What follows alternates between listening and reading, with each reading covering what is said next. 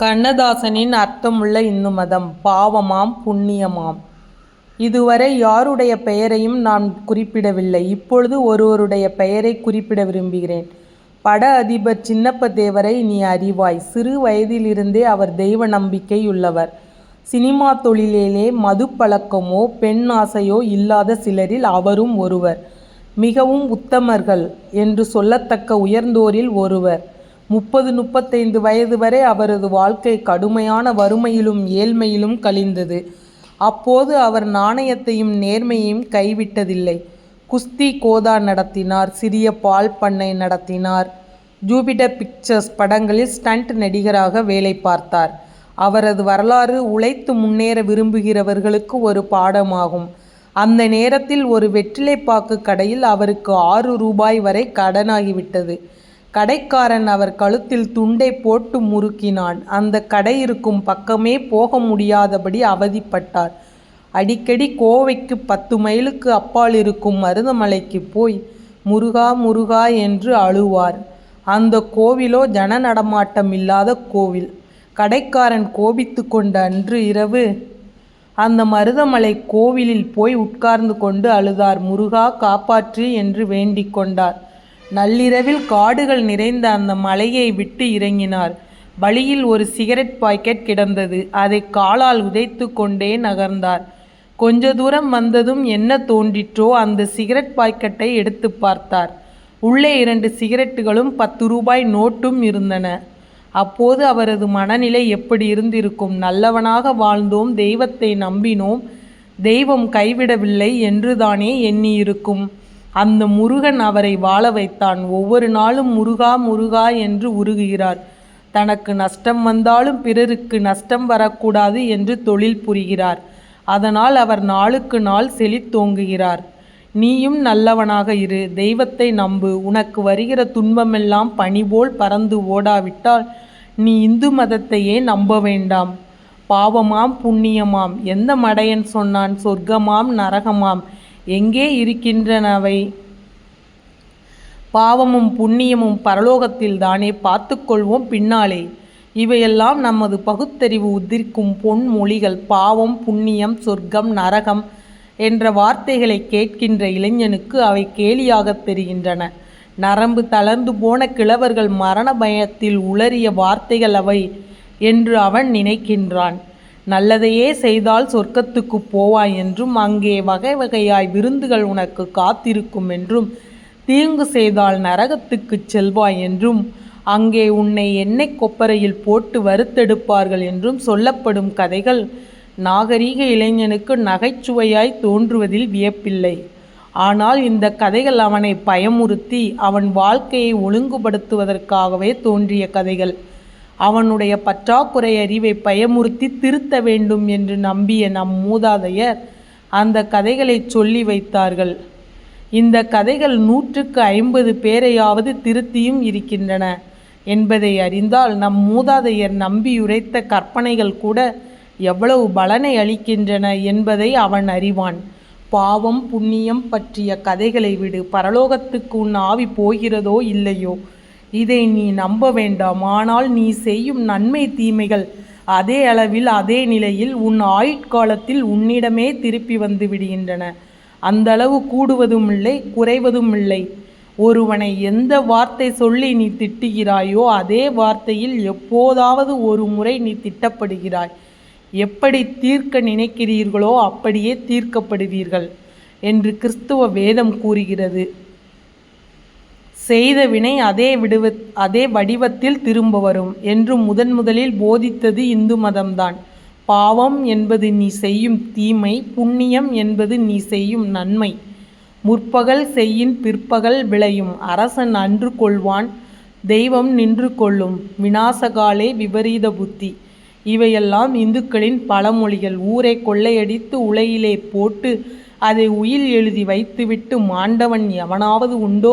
பிற சொத்தை திருடிக்கொண்டு அதை நிம்மதியாக அனுபவித்து அமைதியாக செத்தவன் எவனாவது உண்டோ?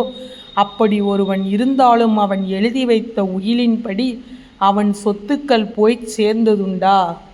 எனக்கு தெரிந்தவரை அப்படிப்பட்ட சொத்துக்களை நீதிமன்றத்தால் நியமிக்கப்படும் ரிசீவர்கள்தான் சாப்பிட்டிருக்கிறார்கள். இறந்தவனுடைய சந்நிதி சாப்பிட்டதில்லை. கொலை செய்துவிட்டு தலைமறைவாகி தண்டனை இல்லாமல் நிம்மதியாக வாழ்ந்து வழியில்லாமல் செத்தவன் உண்டா? எனக்கு தெரிந்தவரை இல்லை. ஒருவன் செய்த எந்த பாவமும் அவன் தலையைச் சுற்றி ஆயுட்காலத்திலேயே அவனை தண்டித்துவிட்டுத்தான் விலகுகிறது.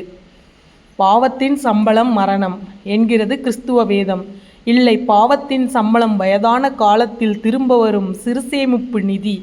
சரியான நேரத்தில் அவனுக்கு கிடைக்கும் போனஸ். சாவுக்கு பின் நடப்பது இரண்டாவது விசாரணை. முதல் தீர்ப்பு அவன் ஆயுட்காலத்திலேயே அளிக்கப்பட்டு நிறைவேற்றப்படுகிறது.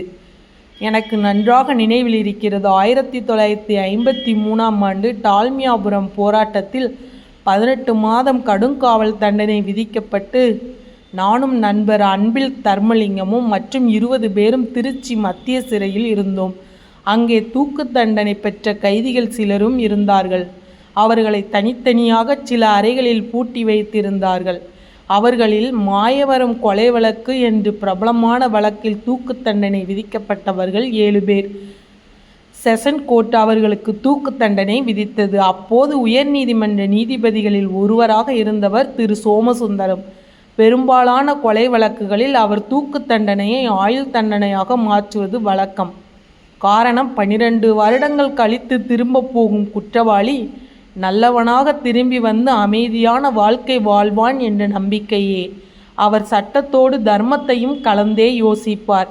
செஷன் கோர்ட்டின் தூக்கு தண்டனை ஒன்றை அவர் ஊர்ஜிதம் செய்கிறார் என்றால் அதை ஆண்டவனே ஊர்ஜிதம் செய்ததாக அர்த்தம். மாயவரம் கொலை வழக்கில் 7 கைதிகளின் தூக்கு தண்டனையை ஊர்ஜிதம் செய்தார். அவரை தொடர்ந்து சுப்ரீம் கோர்ட்டும் ஊர்ஜிதம் செய்தது. ஜனாதிபதிக்கு கருணை மனு போயிற்று. அவரும் தூக்கு தண்டனையை ஊர்ஜிதம் செய்தார்.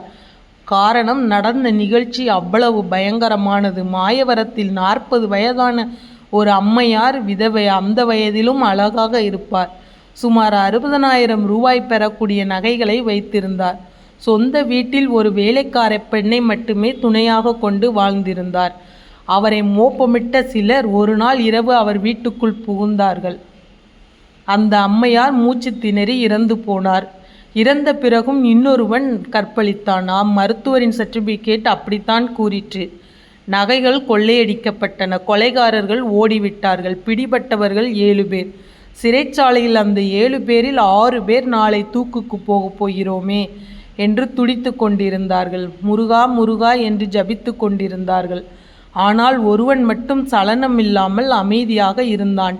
சிறைச்சாலையில் தூக்கு தண்டனை பெற்ற கைதிகளை மற்ற கைதிகள் அணுகி பேச முடியாது. நானும் நண்பர் அன்பில் தர்மலிங்கமும் அதிகாரிகளிடம் அனுமதி பெற்று அவர்களை அணுகினோம். சலமனமே இல்லாமல் இருந்தானே அந்த மனிதன், அவனிடம் மட்டுமே பேச்சு கொடுத்தோம். உடம்பிலே துணி கூட இல்லாமல் சிறைச்சாலை விதிகளின்படி நிறுத்தப்பட்டிருந்த அந்த மனிதன் அமைதியாகவே பேசினான். நாளை சாகப் போகிறோம் என்ற கவலை அவனுக்கில்லை. அவன் சொன்னான், ஐயா, இந்த கொலைக்கும் எனக்கும் சம்பந்தமே இல்லை.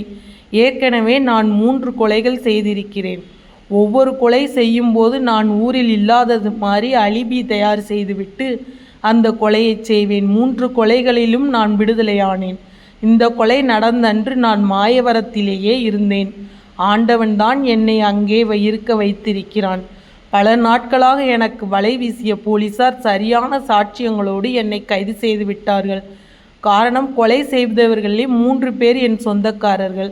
சாட்சியம் சரியாக இருந்ததால் எனக்கு தூக்கு தண்டனை விதிக்கப்பட்டு விட்டது. இந்த கொலைக்காக நான் சாகவில்லை. ஏற்கனவே செய்த கொலைகளுக்காகவே சாகப் போகிறேன். அவன் சொல்லி முடித்தபோது, அரசன் அன்று சொல்வான், தெய்வம் நின்று கொள்ளும் என்ற பழமொழியே என் நினைவுக்கு வந்தது. அப்போது மாலை 5 மணி இருக்கும். அறைக்கதவு மூடப்படும் நேரம். நானும் தர்முவும் எங்களுடைய அறைக்கு திரும்பினோம். தாமு தன்னையும் மறந்து சொன்னார், என்னதான் சொல்லையா, செய்கிற பாவம் என்றைக்கும் விடாதையா. ஆமாம், பாவம் கொடுத்த போனஸ் தான் செய்யாத கொலைக்கு தண்டனை. அன்று இரவு நான் தூங்கவே இல்லை. காலை 5 மணிக்கு முருகா முருகா என்று பலத்த சத்தம். கைதிகள் தூக்கு மேடைக்கு கொண்டு செல்லப்படுகிறார்கள். அப்போது நான் உணரவில்லை, இப்போது உணர்கிறேன். என்ன விலை நிர்ணயிக்கிறாயோ, என்ன விலை கொடுக்கிறாயோ, அதே விலை திரும்ப வரும்.